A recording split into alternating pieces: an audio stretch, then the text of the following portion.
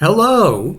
Before we get into this, dear viewers, I wanted to acknowledge something. If you have read the title of this video, then by now you know that this is a re-upload of a video I released previously. My original version of this video was struck down for copyright infringement by the IP holder of Attack on Titan, which is fine. I used a lot of clips. I thought the fact that they were muted would protect me from copyright, but they did not. So the video was taken down, and I have since re-edited them, re-edited visuals so that there are not as many, and I believe that I have done a much better job this time around making my video fair use. I also just want to take this opportunity to say thank you to Production IG for reminding me of the dangers of putting Attack on Titan content online. This anime did enough damage to the world the first time it aired, and it was really irresponsible of me to put it back out there as much as I did. Honestly, the sun is probably going to go supernova a couple billion years earlier than it originally planned just because of the fact that more Attack on Titan content was put out there for even a second. So this time I have done my due diligence and made sure that I only put safe doctor-recommended dosages of Attack on Titan in this video. You are welcome. And now, without further ado, let's get into the video. Attack on Titan. Oh boy, where do I even begin? Attack on Titan was a show which, at one point, was on top of the world, or at least as much as it could be for an anime. It was the anime that everyone knew about, even if they never watched anime. It had a rabid fan base, the likes of which have only been matched by the Rick and Morty fandom, and it was, in the eyes of many, a masterpiece of storytelling. Then the final season came out. Those final seasons, man. They always get you. On the off chance that you, dear viewer, have not seen the show, let me give you a quick summary. The story is set in a post-apocalyptic world where humanity has been driven nearly to extinction by man-eating giants referred to as Titans. The last remnants of humanity live within 3 concentric walls built to keep the Titans out, and have been trapped within ever since.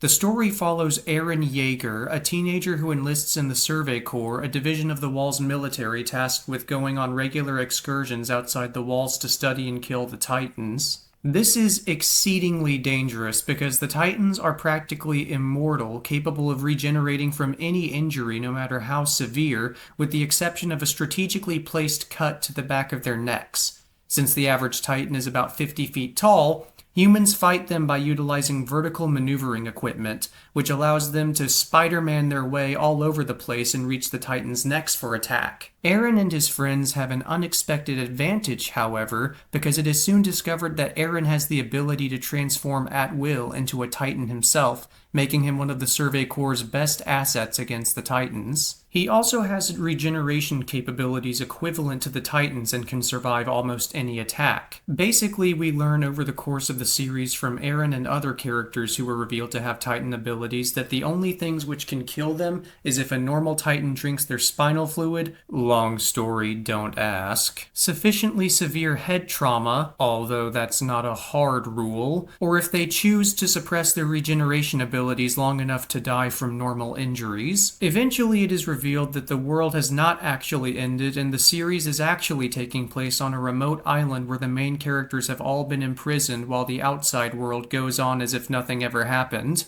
Oh, yeah, spoilers for the anime that literally everyone has seen. The thing which initially put Attack on Titan on the map was its willingness to kill off main characters for the sake of the story. This was not common for most anime. In most anime, death was a virtual non-entity, or if the old Reaper did rear his skeletal chrome dome, it was undone by wishing the dead characters back to life with Dragon Balls or some other garbage reason. Stories like Berserk or JoJo's Bizarre Adventure were rare exceptions to this modus operandi, but they were also decidedly outside of the mainstream compared to their toothless counterparts. And then Attack on Titan burst onto the scene.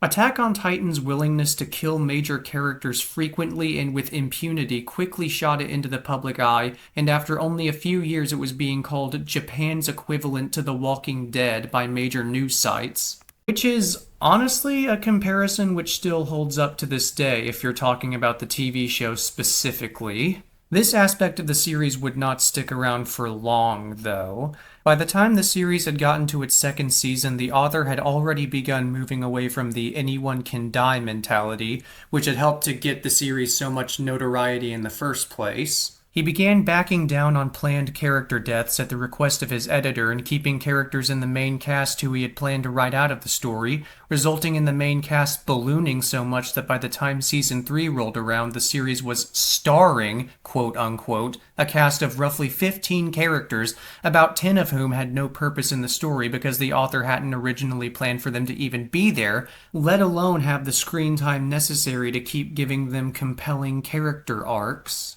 These problems came to a head in Season 3, which featured an obscene number of death fake-outs, the most egregious of them being Hanji Zoe surviving an explosion the size of a small atom bomb by hiding in a well. I seriously don't understand how you managed to take the opening of The Wolverine and make it even less realistic, but oh well. And Armin Arlert getting burned alive, suffering 4th-degree burns over his entire body, followed shortly by a nearly 100-foot fall, only to survive long enough for the rest of the main characters to have a 20-minute-long debate about whether or not they should use magic Harry Potter unicorn blood to save his life. Yes, he lay there, looking like a sun-dried tomato, probably with a shattered spine, for 20 minutes while the other characters decided if they wanted to save him or their universe's equivalent of Captain America from death. Anyone can die, my ass. Anyway, the season ends with them learning the world hasn't ended, but that they have actually been exiled to this island by the outside world, and deciding that they will need to go to war with the outsiders to secure their safety. You see, all of the main characters on the island of Parody, as it is called, are descendants of a woman named Ymir Fritz. They are all members of a single race, and their race is the only race capable of turning into titans. Over the course of hundreds of years, this race of people, the Eldians, use their ability to turn into titans to conquer and oppress surrounding nations, until one of Eldia's monarchs, Karl Fritz, had a crisis of conscience and exiled himself and his people to Parody, using his founding titan abilities to erect the walls and alter the memories of his people to believe that an apocalypse had happened and they were the only humans left alive, to scare them from ever trying to leave the walls. Memory manipulation? Yes, I'll get back to that, dear viewer. The Eldians which did not go to Parody without the founding titan to create titans for them were subsequently enslaved and brutalized by the surrounding nations in retaliation for their evil conquests. And that leads us to Season 4. A season which starts out super strong, focusing entirely on the outside world and humanizing the series' antagonists before reintroducing the main cast, and absolutely swan-diving off a cliff like the world's most eager lemming. There are many episodes in this final season which are popularly picked by the fandom as the worst, with the two most notable candidates being the series finale and the Pie episode. Don't ask. I, however, would argue that the worst episode of the season, and the series as a whole, or at least a contender for that title, is the episode From You 2,000 Years Ago, which, unfortunately, is commonly considered by the fandom to be one of the best. Be nice, be nice. Alright, with the preamble out of the way, let's get to it. First, I need to give more backstory on one particular plot thread for the series which I did not mention in my initial summary. It is revealed at the end of Season 2 and fully explained in Season 3 that Eren, in addition to having Titan abilities, possesses a very specific ability known as the Founding Titan. It is eventually revealed that there are only 9 Titan abilities, which means there are never more than 9 people who can exist with a Titan power. If one of those 9 dies of natural causes, their power will be automatically transferred to a newborn baby, keeping the 9 Titan powers in the gene pool. It is possible for a person with Titan abilities to eat another Titan user, and if that happens, they gain that user's ability, which would mean that the number of Titan powers has been reduced from 9 to 8. It's never made clear whether or not the Titans would split back into 9 if one person with multiple abilities died, or if they would stay combined and the number of Titan powers would just be permanently reduced, but that's also not really relevant anyway. Eren has the Attack Titan and the Founding Titan. The Attack Titan has the ability to see the future. Sometimes. under very specific circumstances, like circumstances so specific that it only happened once in the entire series at the end of season 3, which just so happened to be written right after the author binged Game of Thrones and said in interviews that he would be copying some of its ideas for his story going forward. Game of Thrones, a story which very famously has a character with the power to see the future. I'm sure that's just a coincidence. The Founding Titan, on the other hand, is the most powerful of the Titan abilities. It has the ability to create Titans and is in fact the reason that so many Titans currently exist, and it also has the ability to control Titans at will, the ability to manipulate and change the memories of Eldians, as mentioned before. It also has the ability to alter the physiology of all Eldians simultaneously. One of the main antagonists, a self-hating Eldian named Zeke Yeager, wants to get a hold of the Founding Titan and use it to spontaneously sterilize all Eldians currently living so that their people will die out within a few generations. But there's a catch. The Founding Titan's powers can only be used by a member of the Fritz royal family, a direct descendant of the first Titan, Ymir Fritz. What is the difference between a member of the royal family and a normal Eldian if they are both directly descended from Ymir Fritz, you ask? I don't know. What do you think I am, a geneticist? The point is, you need to be a Fritz to use the Founding Titan, and Eren isn't. The only times he's ever used the Founding Titan, by accident, were when he was physically touching a member of the royal family. This lock, which effectively keeps Eren from accessing what is essentially an automatic win, both over the Titans and over the nations which have been oppressing Eldia for the last several hundred years, is the main problem which Eren needs to get around in Season 4. To get around this, he strikes a deal with the aforementioned Zeke Yeager, his long-lost half-brother. Long story, don't ask. Zeke's mother, prior to her death, was one of the last living descendants of the royal family, and so Zeke has the royal blood necessary to unlock the Founding Titan's ability. Eren tricks Zeke, pretending to agree to his antinatalist sterilization plan, planning to use him to unlock the Founding Titan's ability to take control of the 150-foot Titans inside Paradis' walls. Yes, it is revealed that the walls are made out of supersized Titans, long story don't ask, and use them to wipe out all of humanity outside the walls in retaliation for their persecution of the Eldian people. So, Eren enacts his crazy long con plan to trick Zeke into unlocking the Founding Titan for him, and it is here, when Zeke comes into physical contact with Eren's decapitated head, that the worst episode of Attack on Titan takes place. Or rather, it's where we begin laying the groundwork for the worst episode of Attack on Titan to take place. These two episodes, Memories of the Future and From You 2,000 Years Ago, are kind of a two-part package deal. I can't talk about one without the other. Now, with the second preamble out of the way, let's get down to it for real. Eren, having just been decapitated, wakes up in a strange desert place with the light of Alfheim from God of War and a specter of Ymir Fritz, the founder of the Eldian people. Zeke, who has also been transported to this place, explains that Ymir is a physical representation of the Founding Titan, and that Eren must give her orders in order to use the Founding Titan's powers. He asks Eren to order her to sterilize the Eldian people like they agreed, but Eren instead orders her to activate the Titans in the walls to begin killing the people outside the walls. And Ymir simply ignores Eren. Zeke reveals that he was testing Eren, as he had already guessed that Eren was manipulating him. He then has Ymir chain Eren up. Zeke reveals that this time, he is the one in control of the Founder rather than Eren. You see, the only other time Eren used the Founder was when he came into contact with a Titan that used to be a member of the royal family when she was human. As a normal, non-powered Titan, she no longer possessed any higher brain functions, and so the Founding Titan, upon being activated, defaulted to Eren since it didn't have anyone else to direct it while it was active.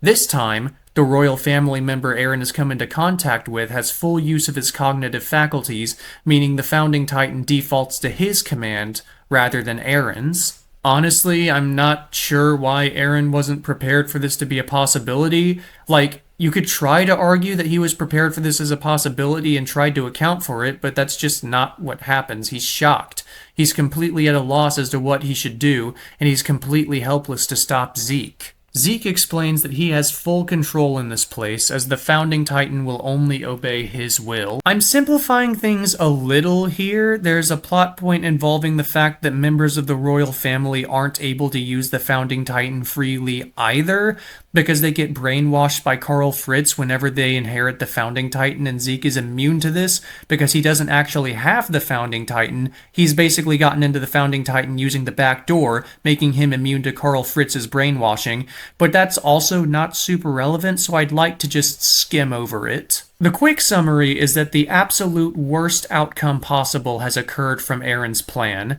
He cannot use the Founding Titan like he thought he would, and Zeke has free reign to use it however he wants when he normally wouldn't.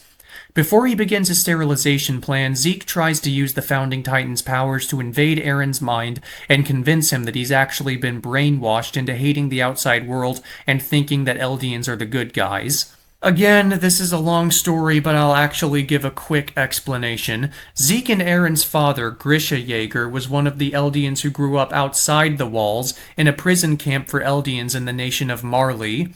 He experienced the horrific mistreatment of the Eldian people, including the unjust murder of his younger sister by crooked police officers, and as a result became a radical Eldian supremacist, joining an Eldian terrorist cell which planned to overthrow the Marley government. He had a son, Zeke, who he forced to enter the Warrior Program, a Marley program which would give certain Eldian children Titan powers in order to use them as weapons of mass destruction in wars with neighboring nations. Yes, Marley is now doing the very thing they punished the Eldians for doing 2,000 years ago. It's a cycle, like golf club-related violence. Zeke discovered that the Marley government was close to unearthing the terrorist cell that his parents were a part of, and so he sold them out to the government in order to spare himself from being punished along with them.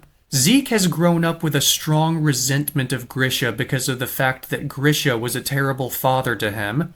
Grisha very explicitly only saw Zeke as a tool to overthrow Marley, and so never treated him as a real son.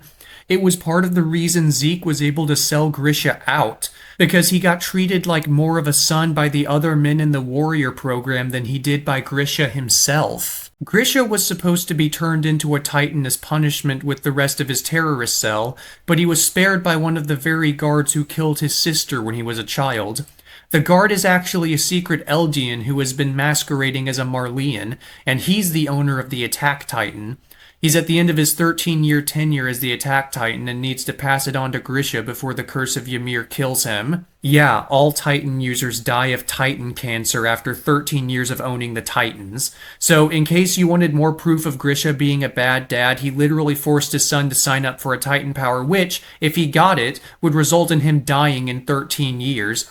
He legitimately condemned his son to die for the sake of his dumb terrorist buddies. Anyway, Grisha inherited the Attack Titan, moved to Paradis, started a life and a family, and eventually passed his Titan on to Eren. So, Zeke has a theory. A game theory. Zeke was spared from Grisha's toxic parenting when he sold Grisha out to the Marley government, but Eren grew up with unfettered Grisha.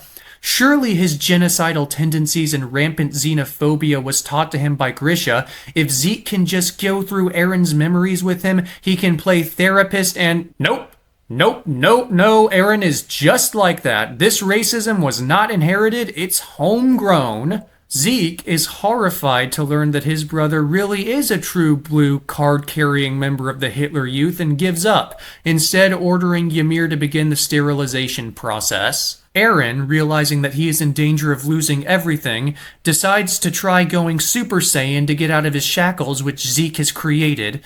Yeah, good luck with that, man. Zeke's all powerful in this space and can make anything he wants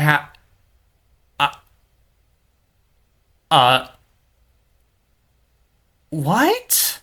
So, let's recap what the Founding Titan is. The Founding Titan is a power which gives the user full control over all Eldians. It can change your memories at will, change your body's physiology at will, turn you into a Titan, whatever. This is not a real space. Eren is not actually standing at the light of Alfheim with Zeke. This is what's really happening.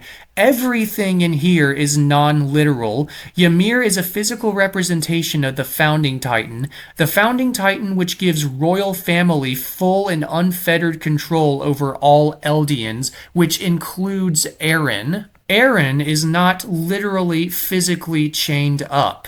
The chains are a representation of Zeke using the Founding Titan's abilities to influence Eren's mind and disarm him of all agency. This is ridiculous. Don't be fooled by the visuals. Eren is not tearing off parts of his physical body to get out of a physical restraint. He's just breaking free of Zeke's control. Zeke, who in this metaphysical landscape is basically akin to God. What basically happened here is Zeke used the power of God to tell Eren, "You can't move anymore," and Eren's response is, "Nuh-uh."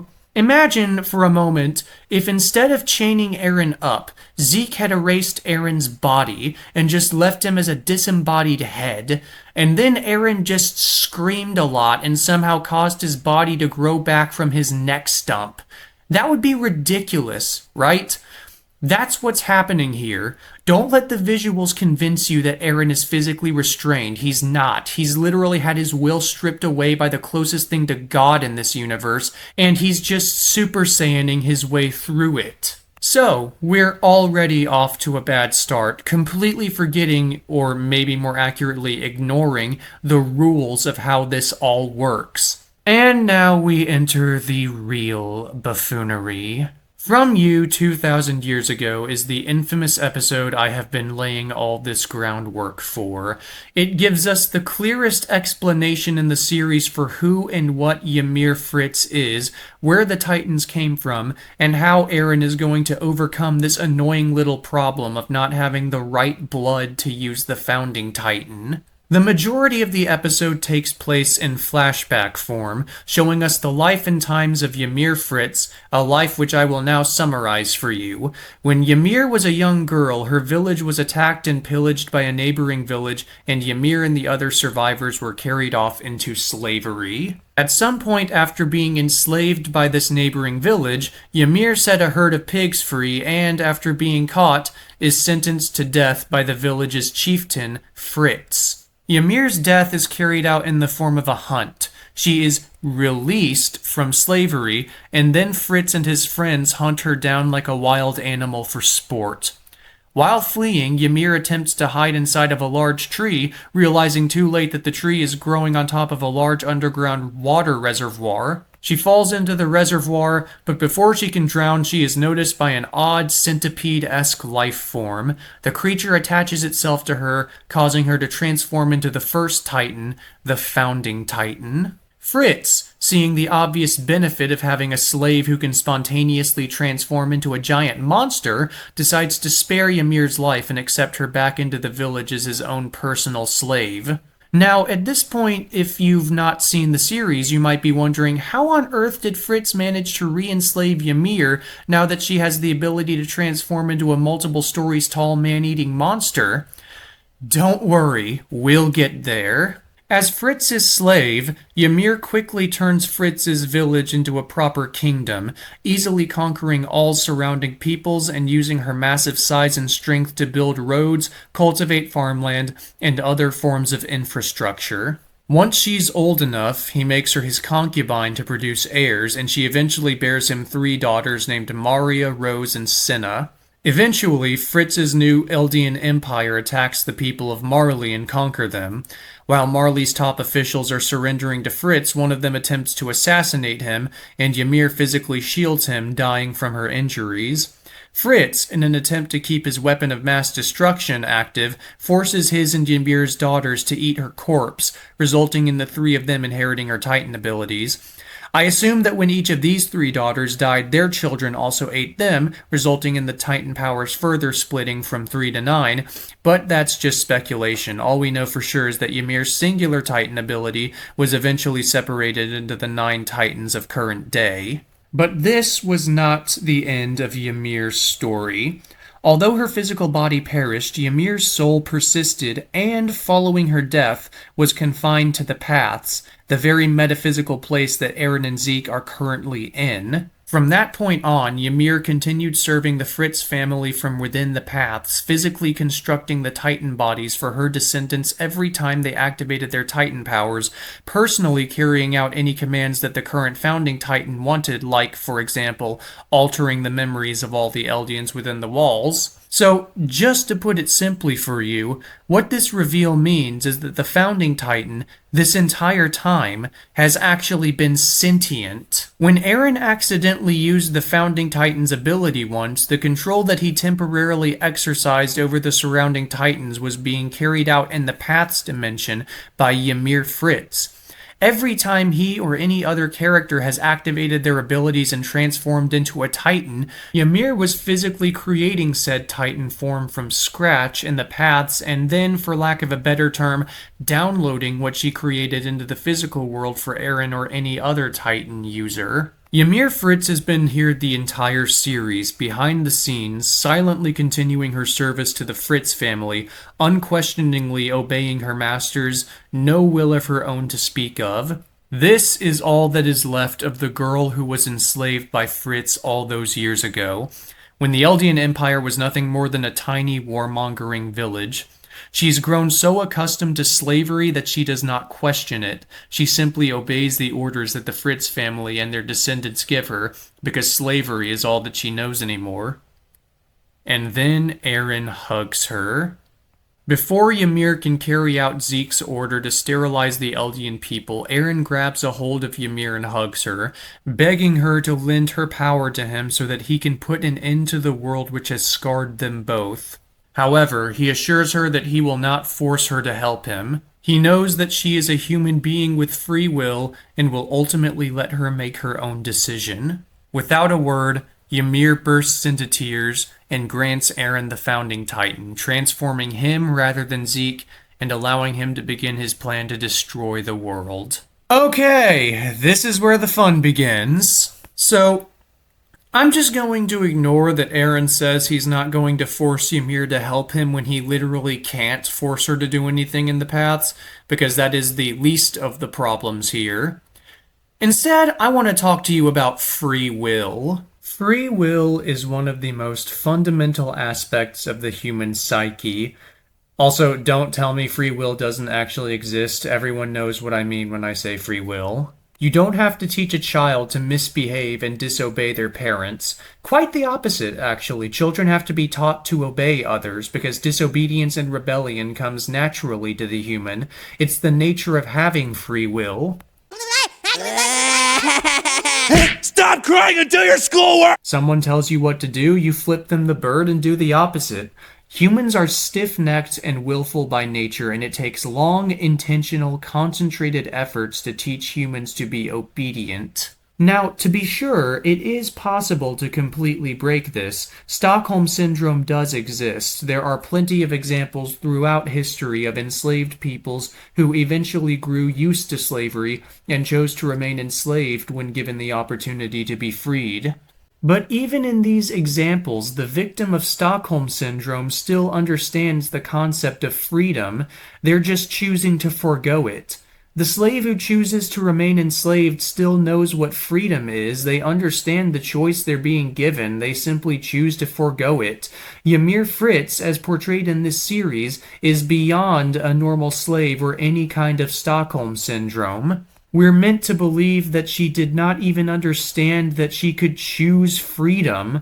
She chose to return to Fritz's service after gaining the ability to turn into a massive man-eating monster because she did not understand the concept of free will and needed a master to tell her what to do. She continued serving the Fritz family even after death because she did not know anything else. She was, for all intents and purposes, a robot without free will. It never occurred to her that she could simply say no to her master even once she had the power to do so. Here's the problem.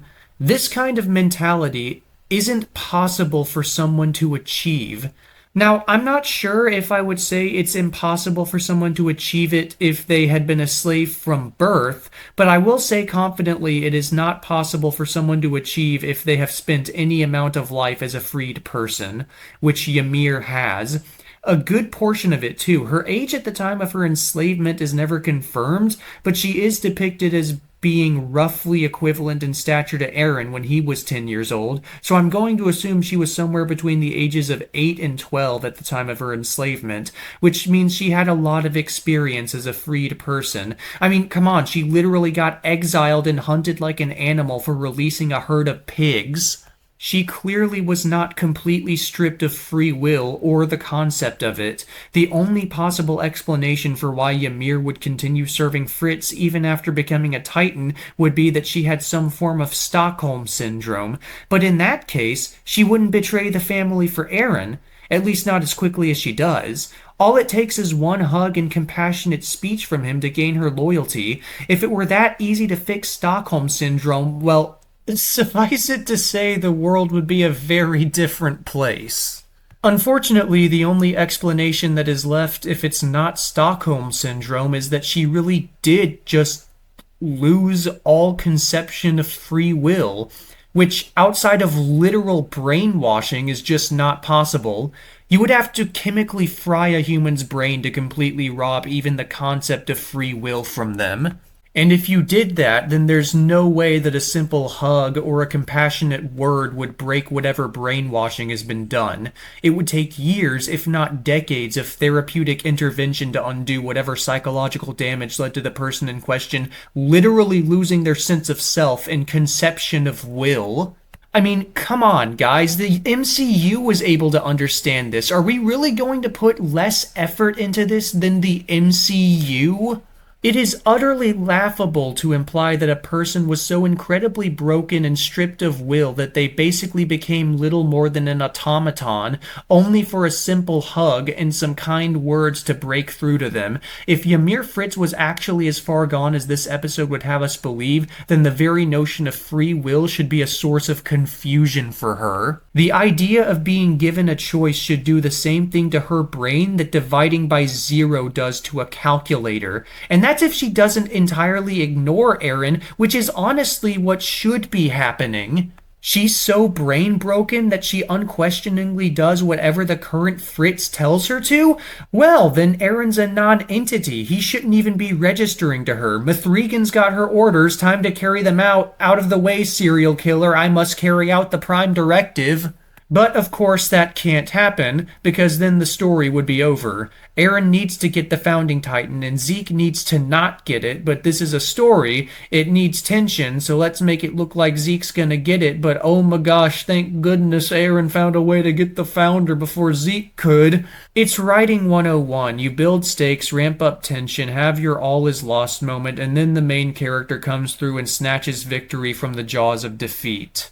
The issue here is that in following this very basic storytelling structure, Hajime Isayama wrote himself into a no-win scenario. Lots of anime writers do this, to be fair, even the ones that I like. I love JoJo's Bizarre Adventure, but this series has also been known to do this because it is, unfortunately, still an anime. One of the most famous examples is at the end of the Stardust Crusaders arc when Jotaro Kujo faces off with Dio Brando. Dio's stand, the world, has the ability to stop time for 5 seconds, which makes him nearly impossible to defeat. Throughout the course of the battle, Dio gets stronger, and as he gets stronger, he's able to stop time for longer. It seems like Jotaro's out of options, but then it's revealed at the last moment that Jotaro's stand, Star Platinum, has also developed the ability to stop time, because it's the same stand as the world? Yeah, it's kind of famously one of the most rushed, poorly written endings to an arc of JoJo, which is unfortunate because the rest of the final battle is absolutely brilliant, but, well, no one's perfect. Anyway, writing yourself into a corner and having to make up something that's either completely random and lazy or actively stupid and contradictory to get out of it is kind of an anime staple, and Attack on Titan is not immune to it. The only way for Isayama to get out of the corner he wrote himself into was by establishing this twist. The Founder's been sentient this whole time and just never knew she could choose. It's utter crap. And we are not even done yet, if you can believe it. Remember when I told you that we would return to the question of why Ymir kept serving Fritz even after getting her powers, after he and his servants tried to hunt her down and kill her like a dog? Yeah, it's time to talk about that. The final episode of Attack on Titan gives a little bit of extra information about Ymir's relationship with Fritz that we were not originally privy to. We already knew that he conquered her village and enslaved her people when she was a little girl. We already knew that she freed some pigs and he tried to kill her for sport as punishment. We already knew that she returned to servitude to him after inheriting her Titan powers and became his WMD against other nations, as well as his chief architect for his growing empire. And we already knew that she became his concubine and bore his 3 daughters. Here's what we did not know. The reason that Ymir Fritz continued her servitude to Fritz even after inheriting the power to overthrow him is because she had actually fallen in love with him. Okay, yeah, so now we know for sure it was Stockholm Syndrome. We can go ahead and throw the Mithrigan discussion in the trash. She knows what free will is. She has it. She could leave if she wanted. She just doesn't want to. So now I need to return to my original question. If she has Stockholm Syndrome, genuinely loves Fritz, and continued serving the Fritz family after death because of her love for him, then why did she agree to help Eren? Is it because he was the first person since she was enslaved to show her genuine care and compassion by giving her the option to choose if she wanted to help him? I mean, I don't think that alone would be enough to break her out of her literally millennia-long Stockholm Syndrome, but it would at least be something? There would at least be a thread I could follow and kind of understand how she got there. Oh, nope, that's not the reason. It's not even a good reason, but it would be better than what I'm about to tell you. So, what the final episode reveals is that Ymir Fritz, the entire time she was in the paths following her death, knew that she had Stockholm Syndrome and wanted to get rid of it. So she went on a quest, waiting for 2,000 years for someone whom she could influence from the paths into helping her overcome her Stockholm Syndrome so that she could find inner peace and move on. She found these people in the form of Eren and his adoptive sister / love interest, don't ask, Mikasa Ackerman. The final battle between Eren and the rest of the main cast ends with Mikasa putting aside her feelings for Eren and killing him, an action which Ymir watches. Watching Mikasa kill the man she loved gives Ymir the strength to finally get over her love for Fritz. Ymir sucks, dude. To put it simply, what we're told is that Ymir got enslaved, fell in love with her captor, recognized that she was in a toxic relationship, and instead of just using her Titan powers to free herself and find herself a new man, she hatched a harebrained 2,000 years in the making plan to manipulate some random girl into killing her boyfriend so that Ymir could watch it and live vicariously through it. I'm just gonna get the obvious part out of the way first. Ymir doesn't want to be in love with Fritz, so she could just use her powers to leave. This isn't a matter of Ymir deluding herself into believing she can change him or thinking he'll get better. No, he's a monster, and he's not going to change, and she knows that, and she doesn't want to be involved with him anymore, and she has the power to get away. But the series treats love as some kind of spell that takes away your free will. Look, I know that Stockholm Syndrome is a real thing. I know there are men and women out there who have every ability to leave but choose to stay because they love their abuser. But that's not even what this is. Ymir's already scheming to cure herself of her Stockholm Syndrome. She literally puts a 2,000-year plan in place. If you're at the point where you're making intricate plans to cure yourself of your love for someone, I feel like it can safely be said you don't love them.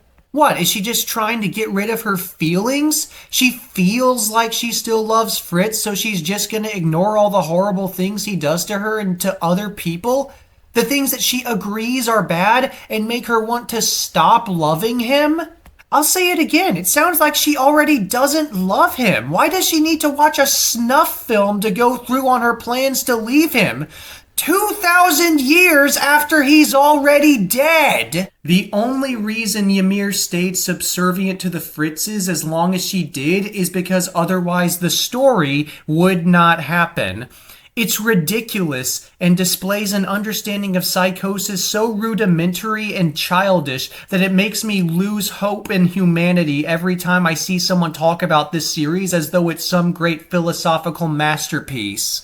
Also, I feel like it goes without saying, but I'll say it anyway. Ymir's plan included helping Eren Yeager commit a genocide so atrocious, so indefensible, so unthinkable that his love interest was forced to put aside her feelings for him and put him down like a rabid dog.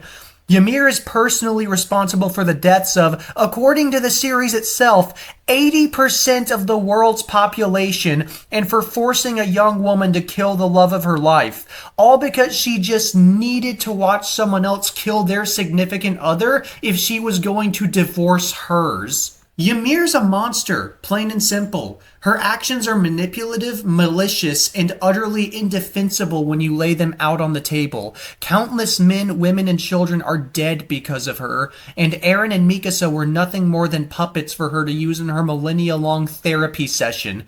But hey, now that the dust is settled, it worked. She no longer loves Fritz because she watched Mikasa put down her boyfriend like a rabid dog. Those two things are connected, probably. Yay, happy ending. Someone get the confetti. Go off, queen.